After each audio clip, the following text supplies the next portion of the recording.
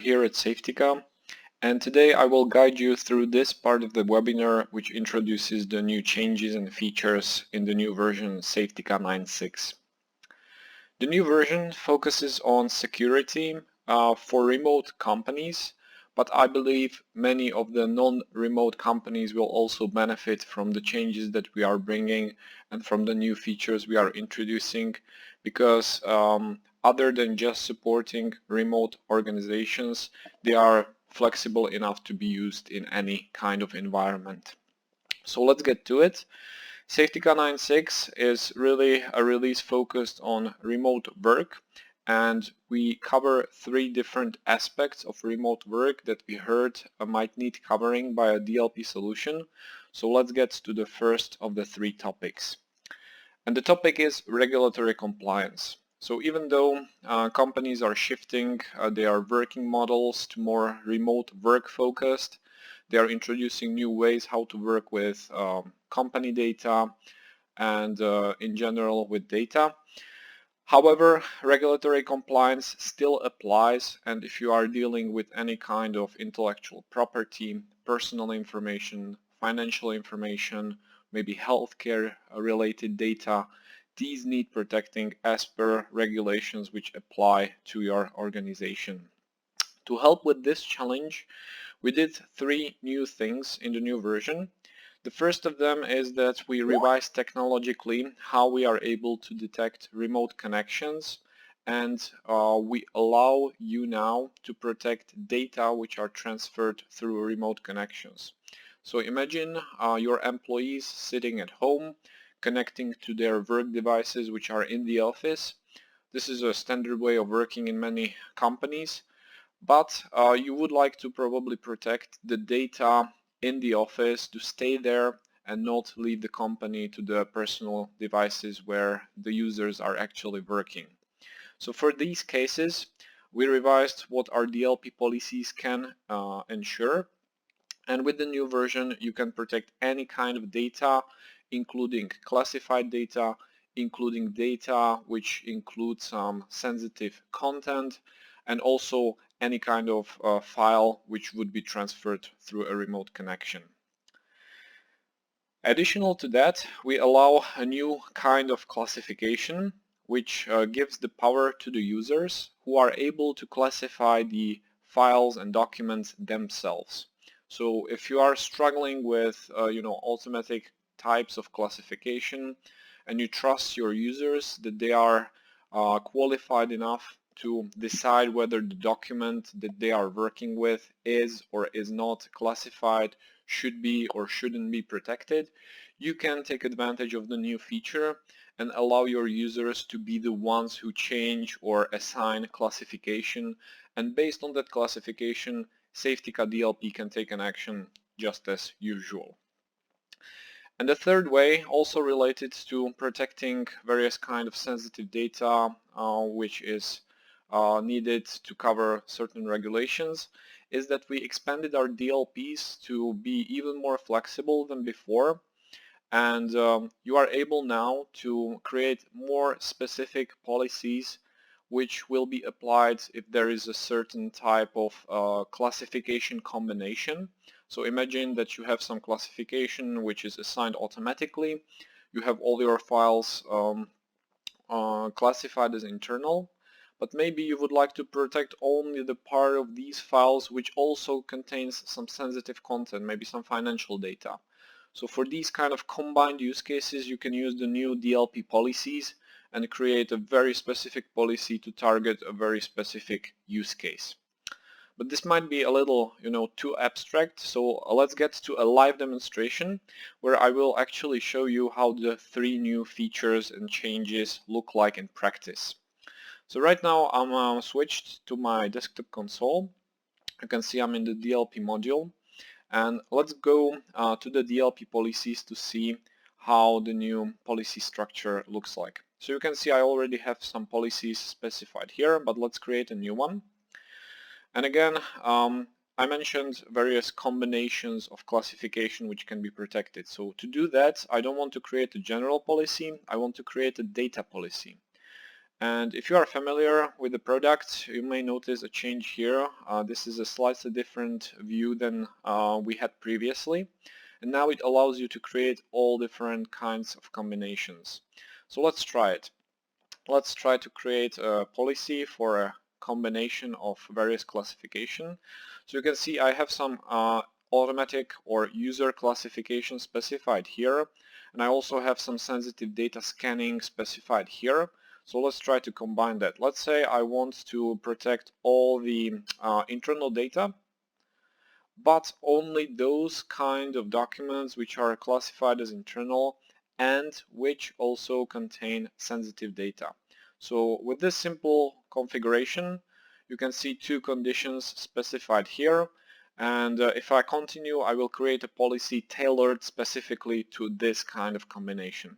You can of course remove the sensitive data part and create a rule for all internal files regardless of what content it has, just as before, but if you would like to make it more specific, now you can. So let's try to create a policy for internal data.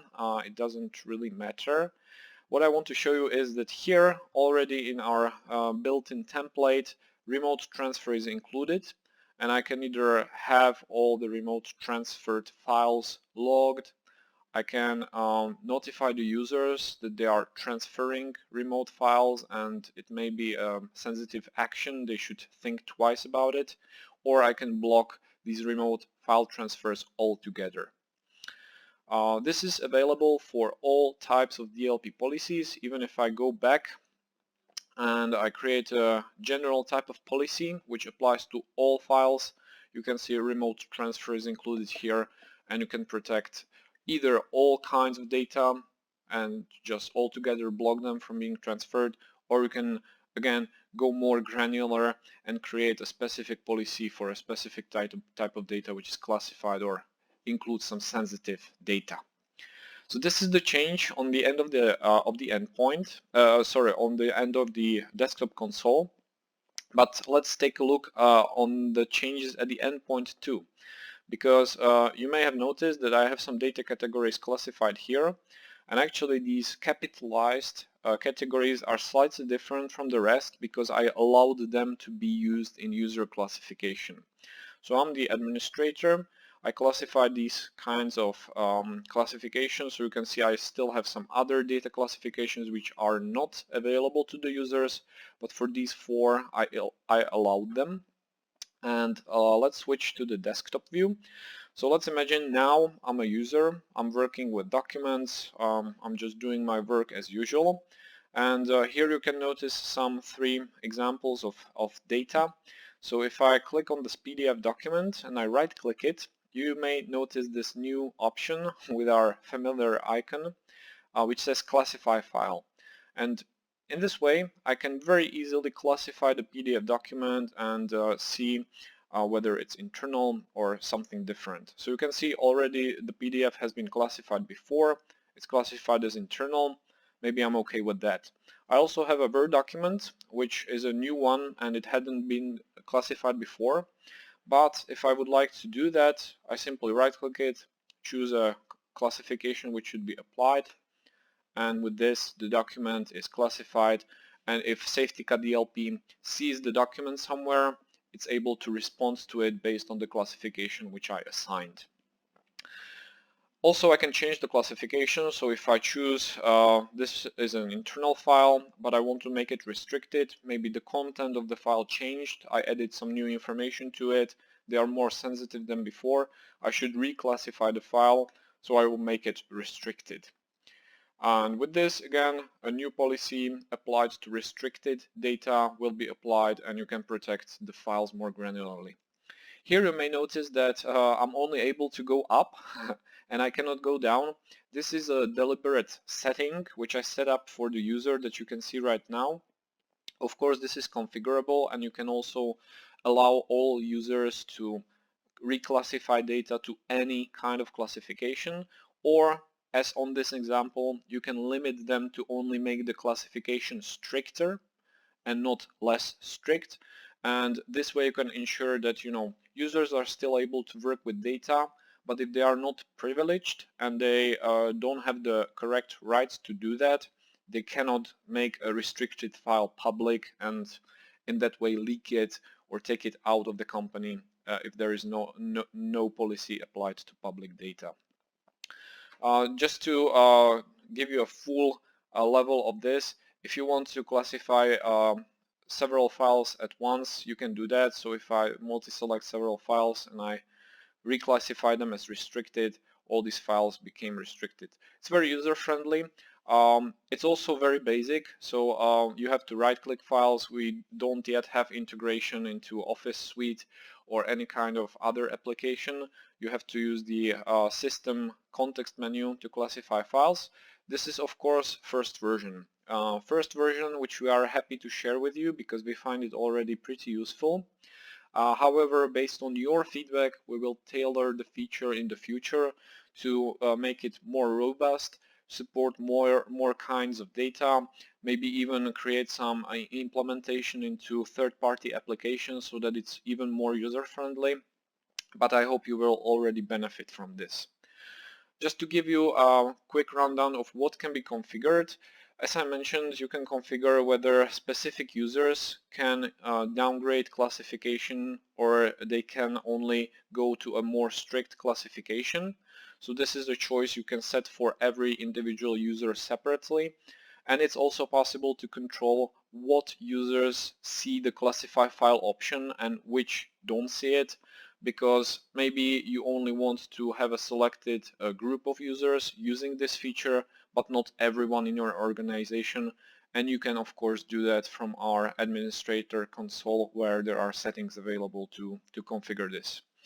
And as I also mentioned, for every classification which you have set up in Safetica, you can choose whether it should or shouldn't be included in this user enabled classification, so that you can still have some additional classification types which are not visible to the users and happen in the background automatically.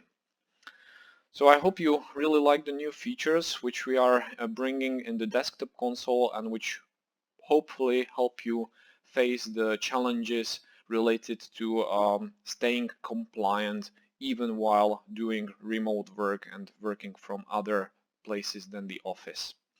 But let's go back to the presentation and let's see the second topic that the new version is trying to address. And that second topic is a lack of human interaction.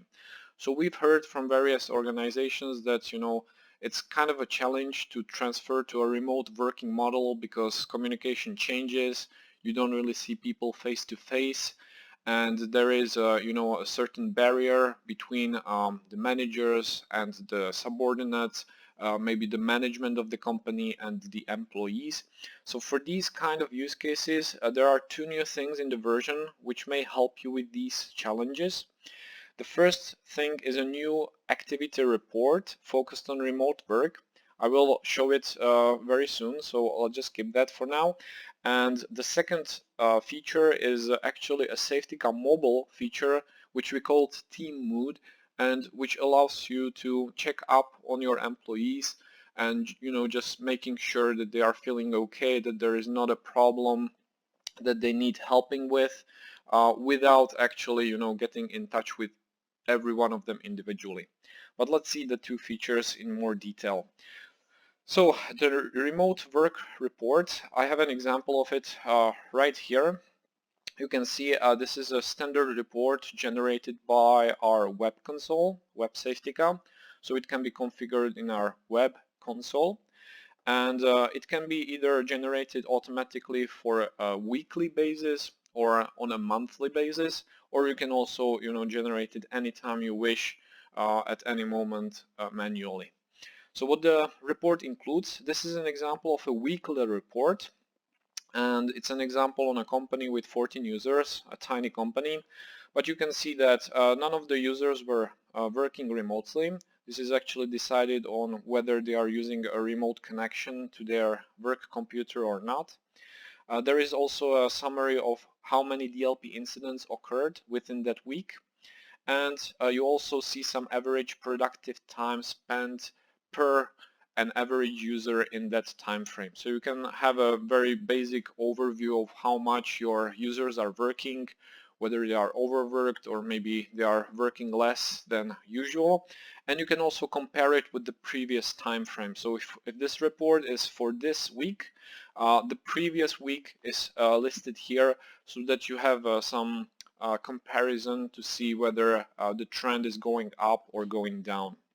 But this is just a summary page, and the real deal is actually on this tab called Activity, where you can see all these data in more detail. So you have a row per every user in the company. You even have the structure where the user belongs so that you can filter easily, find specific departments or specific users. And you also have a breakdown of specific days which are included in the report with the productive time spent per every user. This is also counted as an average. This is actually average per every user, again compared with the previous week or previous month.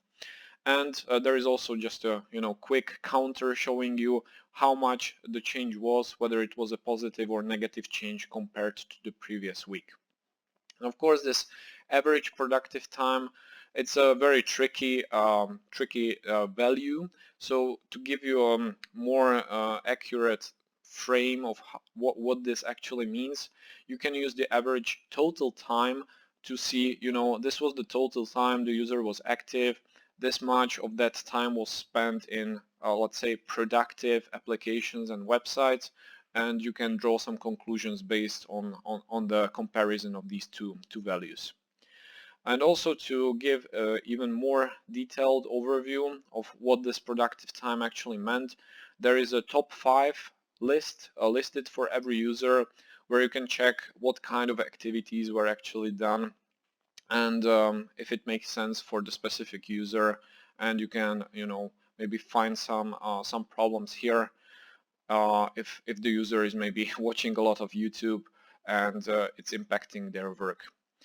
And here at the end you have some details related to remote work and maybe DLP. So there is also time of the user spent connected through remote connection.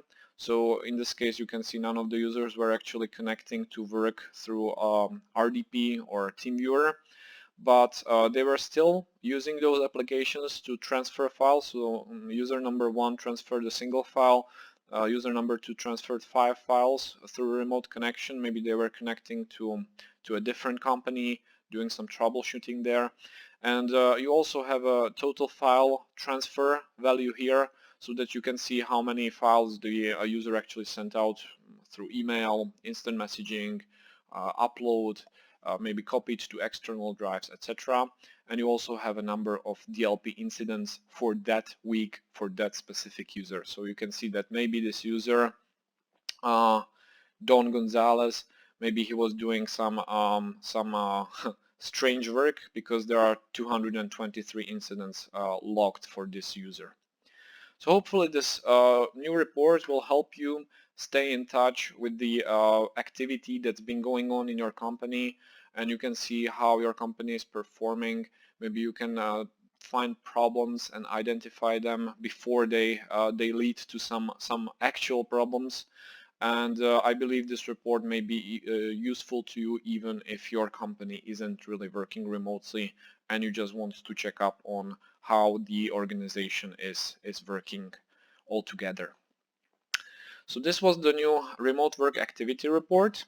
And the second topic that I mentioned is a mobile feature which we call Team Mood, and here you can see screenshots from our mobile application. So the new feature is either accessible through our app, where you will find a new section called Team Mood, which if you click will take you to this screen where the employee can choose how they are feeling. So they can give you a little heads up whether everything is all right, whether they are feeling sick, whether they are solving some personal conflicts and they may need some help from their manager. But also, users don't really open the Safetica app every day just to see whether there's something new in that. So to automate this process a little bit, there are also automatic notifications which pop up once a day for the user, where the user can choose how they are feeling straight from the notification. It's really a couple of seconds that you need to spend on that, and to let your administrator know how you are doing and whether there is any problem. And on the side of the administrator, the data from these actions are actually stored and accessible through our web console. So here you notice a new section also called Team Mood, where you get a nice chart per timeline, where you see different colors for different answers, and you can see whether there are problems happening, whether there are people sick in your company, whether everything is going okay, or there is a trend that more and more conflicts and problems are arising. And if you are interested in following up, you can of course find specific logs for specific users and see which of them need help or which of them you should maybe have a checkup on later. So hopefully the two features, the new report and this mobile communication feature, will help you also make up for the lack of human interaction during times when users are working from home, you don't see them face to face, and you would still like to be in touch with them to a certain level. And the final topic that the new version is addressing too is the challenge of securing work devices at home. So I don't know, in our company, even at Safetica, people took some of their work equipment home. Me personally, I'm working from my personal mobile device, from my personal laptop, from my work laptop, and remote work can get messy. So to help you with this, there are a few more improvements that can help you with such problems. So we took a look at macOS clients, and we have some good news for them. You can now use device control fully the same way as on Windows machines on Mac. This was something that we promised when releasing Safetica 9.5, and now we are fulfilling that promise. So even if you have users who took home their Mac devices and they would like to use them for some personal tasks, you can still secure the device, prevent the users from using personal flash drives or unknown devices, connecting them to the Mac and maybe leaking data out of the device. And another thing that they can take advantage of is our non-working hour settings, which have been part of the product for a very long time, but they were not yet supported on Mac. So with the new version, your users can use the free time, after business hours, to use the device to browse freely. They can visit social media, even though social media are blocked during work time. They can maybe play some games or launch some apps which are for playing video, etc., etc. So that the work device can still be used as for personal or leisure activities when working time is over. And when it comes to work on mobile devices, we have very good news for our Safetica mobile users with Android, because we have a new generation of Safetica Mobile for Android, which integrates Android Enterprise Mobility Management. What this means is that we are able to separate the work part of the mobile device from the personal part, and you can separate work or company applications, company data from everything else on the device. So you can use your personal device to work, to use company data, to work with them, transform them, but they are protected and separated from the rest of the device so that you don't mix up the two worlds and you are not able to take company data out of the company through the Android phone that you are using. It also allows us to add a few more new features. Everything which was included in Safetica Mobile before is still there, but we have some more new rules, settings and policies which can be applied. And thanks to the integration with Android Enterprise Mobility Management, there are things such as you can see on the screen, management of company applications, where you can specify and pre-configure these applications for your users to make it very, very easy to onboard devices for the user. They simply enroll the device in the solution, and all the company apps are automatically configured and installed on the device for the user, so there is very little friction for new configuration and using of company apps on the device. This is very exciting, I hope. We already have some level of workspace management on iOS. It's not as powerful as this new Android implementation at the moment, but of course we're also working to bring iOS to the next level and support workspace management even further, but that's a question for some of the next versions that we are still working on. And speaking of next versions, this is all that's included in the new Safetica 9.6, but still I would like to give you a little sneak peek at things that we are working on at the moment to get you a little excited about some upcoming releases too. So we are very close to the finishing and releasing of shadow copy for DLP incident files. This is something long time in the making, and I assume the next version will introduce this finally to all of you. It will allow you to create copies of incident files and store them for later investigation so that the administrator can take a look what kind of documents were actually being leaked or sent out and whether they were really incidents or not. We are also investing a lot to extending our support for file metadata technology, and we also count with incorporating your feedback for user classification so that we can really get these two technologies to the next level and allow you to use them even more powerfully than at the moment. For Office 365 there is a lot of research ongoing, and to be more specific, we are focusing on integrating with Azure Information Protection to make Safetica running next to Azure Information Protection as seamless as possible. And we also are trying to figure out how to do some DLP policies or DLP configuration for SharePoint Online or OneDrive so that we can also protect data which are used on Office 365 Cloud, and maybe they are shared, downloaded, etc. So we are looking into these things, and I hope that in the next releases we will talk more about Office 365 in general.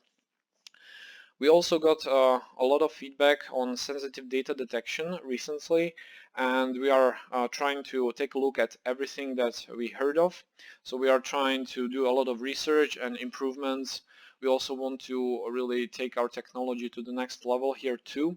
And there is nothing specific that I can share with you at the moment what would be ready for the next version or what wouldn't be ready for the next version, but rest assured this is a very highly discussed topic at the moment, and there is a team focusing on just this. So you might hear more news regarding Safetica sensitive data detection in next releases too. And we also spoke a bit about Safetica Mobile today, and we have new ways of integrating with mobile phones or Android. There is already some iOS integration of Workspace too, but what we are looking into right now is fully managed mobile devices where you can enroll the device fully as a company device and have a full total control over the device. You can imagine this as fully managed devices available in other MDM solutions such as Google MDM or Microsoft Intune. We are doing our own implementation which may or may not be integrated with these solutions too. That's still up for discussion, but we are looking into this, and definitely you will hear more about our Safetica mobile app and integration in the future because we are investing a lot into this field as well. So this is it for the new version, and for also some of the things that we are working in the next few versions. I hope you really like the changes, and this is it for me. Thanks for the attention, and I give the word back to the other presenter.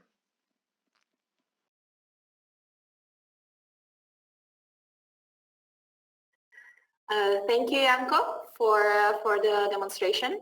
My name is Anna. You saw it on the first slide. I'm the channel development manager, and I'm happy that at least we were able to hear the most important part from Jan.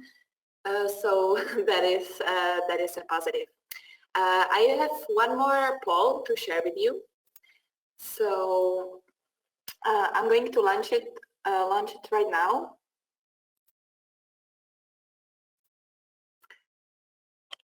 So the question is, which of the presented topics did you find the most interesting?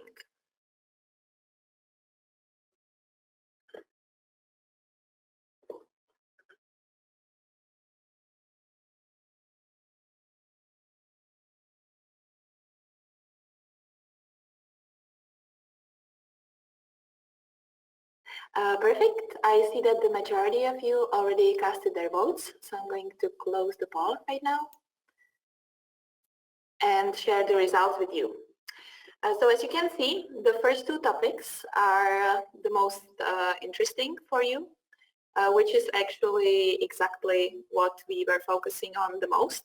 So really the user classification, the possibility to classify the data from the endpoint, you find it the most interesting. And also the sensitive data detection for remote desktop. Thank you very much for your attendance, and we're going to be looking forward to introduce some more releases in the future. So thanks again, and have a great day wherever you are.